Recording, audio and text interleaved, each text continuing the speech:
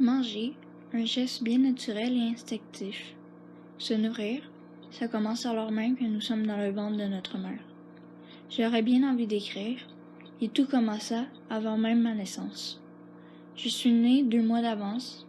On a provoqué ma naissance car j'étais en train de mourir parce que je ne grandissais plus, soit je me nourrissais plus. Je suis finalement sortie vivante de l'hôpital et je me nourrissais normalement, à l'exception près où je choisissais dans quoi je voulais boire mon lait. Sein 1, sein 2, biberon. Quand je me suis mise à manger des aliments, enfant, j'étais probablement l'enfant la plus difficile du monde. Je décidais au jour le jour ce que j'aimais et ce que je n'aimais pas. Ma mère essayait de me plaire, mais sans succès. Je pouvais adorer un aliment et faire une crise en criant haut et fort que je ne l'ai jamais aimé. Ou bien, je pouvais détester un aliment et faire une crise parce que ma mère n'en avait pas mis dans mon assiette. Ma mère s'arrachait les cheveux du crâne pour réussir à me faire manger, mais il n'y avait rien à faire. J'ai grandi, je suis devenue adolescente. Une adolescente déprimée et bien mal en point. J'étais dégoûtée de la vie, dégoûtée de ma famille, dégoûtée de l'école. Mon dégoût s'est répercuté sur mon alimentation. Je mangeais de moins en moins. J'ai toujours été petite, je ne me souciais pas de mon poids à cette époque, mais j'en suis venue à ne pratiquement plus rien manger. Puis je suis rentrée en pédopsychiatrie à l'âge de 15 ans. Parmi la pluie de diagnostics qui m'est tombée sur la tête, ils m'ont dit que j'avais un trouble du comportement alimentaire non spécifié. Je refusais de manger à un point tel où je perdais connaissance partout, jusqu'à me fracturer le crâne sur le sol de l'hôpital. À force de thérapie, j'ai réappris à manger, mais je suis devenue végétarienne. J'ai rassemblé les aliments qui me dégoûtaient le plus, soit la viande, pour ne plus généraliser sur tout le reste, puis j'ai commencé à manger normalement. Je mangeais un peu de tout, sans égard pour les calories et mon poids. Je ne mangeais ni trop, ni pas assez, juste correctement. C'est alors qu'est venu mes 19 ans et demi. C'était en janvier 2014. Je me suis fait hospitaliser pour cause de risque suicidaire, comme bien d'autres fois avant ça. J'étais fâchée et j'ai cessé de m'alimenter tant en eau qu'en nourriture. J'ai fait une crise, je suis devenue violente et ils m'ont transférée aux soins intensifs psychiatriques. Le lendemain, ils ont compris que je ne mangeais plus. Ils m'ont fait voir un médecin. Le médecin m'a menacé de m'amener à l'unité de soins physiques si je ne mangeais pas le prochain repas.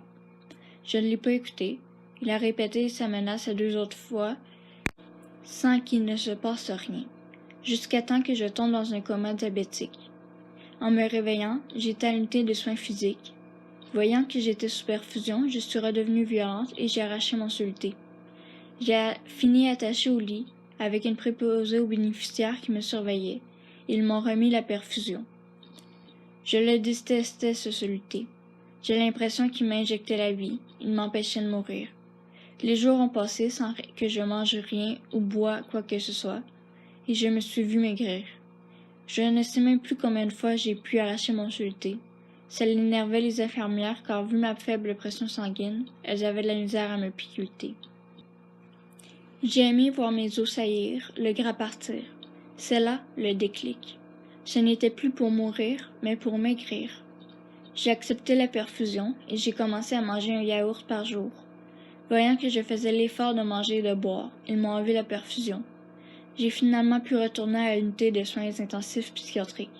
Et après quelque temps, j'ai eu une rencontre avec infirmière, psychiatre et mère pour discuter de mon congé de l'hôpital. C'est là que le diagnostic est tombé. Ellie pense comme une anorexique, agit comme une anorexique et a le comportement d'une anorexique.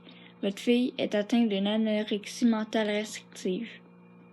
De retour chez moi, je mangeais vraiment très peu. J'avais toujours des malaises où ma mère me nourrissait de force pour éviter que je retombe dans le coma. Je suis descendue à 30 kg avec une IMC de 12,7. Un soir, parmi tant d'autres, je me suis mise à avoir un point dans la poitrine. J'avais de la difficulté à respirer tellement ça me faisait mal. J'avais l'impression que mon cœur ne battait plus. Ma mère est arrivée et elle a compris sur le champ. Nous sommes allés à l'hôpital. Je suis tout de suite passée. Mon cas était plus urgent que toutes les autres dans la salle d'attente. J'étais en train de faire une crise cardiaque. J'ai passé quelques jours en réanimation, secteur choc cardiologie, et à mon congé, j'ai été transférée en psychiatrie, encore une fois. J'y suis restée une semaine seulement. Le psychiatre a dit à ma mère que si je ne voulais pas manger, c'était mon choix et qu'il n'avait rien à faire. Ma mère a explosé. Ils l'ont expulsée hors de l'unité.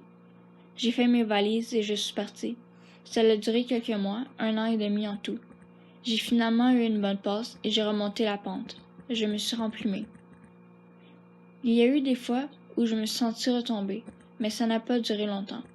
C'était en majorité des passages à l'hôpital où j'arrêtais de manger pendant quelques jours, et à ma sortie, tout revenait à la normale. J'ai eu une autre short plutôt grave l'été dernier, à mes 21 ans. Ma mère s'est fait hospitaliser, et j'ai bien cru qu'elle n'allait pas en sortir vivante. Avec le stress, j'ai commencé à me restreindre. Puis un jour, en allant la visiter, j'ai mangé des bonbons avec ma mère et mon beau-père. J'ai ressenti ce sentiment d'urgence où je devais me punir, là, maintenant. J'ai dit au revoir à ma famille, et je suis partie en courant jusqu'à chez moi. En ouvrant la porte de mon appartement, j'ai même pas enlevé mes chaussures que je me suis fait vomir dans mon évier. C'était la première fois que je faisais ça, et le sentiment que j'ai ressenti ne se décrit même pas tellement c'était fort et réjouissant. Je me suis sentie purifiée de la saleté que je venais d'ingérer. C'était une grave erreur, mais à ce moment-là, je le savais pas encore. J'étais tombée dans la spirale de l'anorexie-boulimie. Je me suis mise à acheter plein de nourriture que je jugeais impropre, des gâteaux, du fromage, la crème glacée, et à tout manger et vomir rapidement. Plus le temps avançait, plus les crises se faisaient présentes.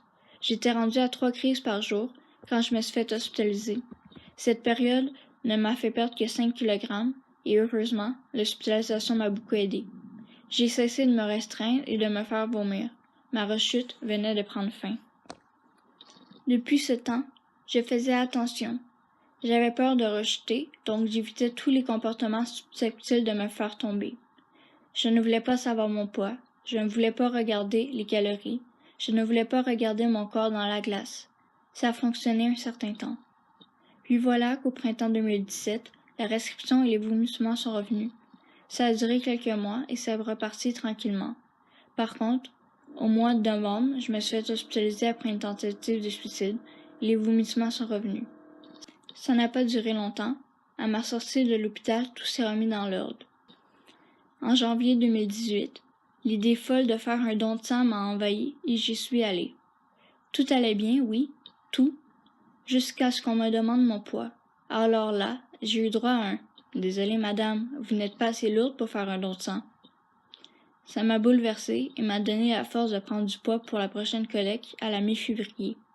J'ai mangé et grossi, beaucoup trop. Mon corps me dégoûtait, je ne supportais tout simplement pas d'être aussi grosse. Ça a fait un déclic dans ma tête et j'ai recommencé à me restreindre drastiquement. Malheureusement, le jour de la collecte de sang est arrivé et moi, je ne faisais encore plus le poids. Tous les efforts que j'avais faits pour prendre du poids n'ont servi à rien. Puis nous voilà au jour d'aujourd'hui. Je ne mange pratiquement pas, je maigris en flèche et ma psychologue me parle d'hospitalisation si je continue comme ça. Je suis perdue et je n'ai qu'une question en tête. Suis-je malade?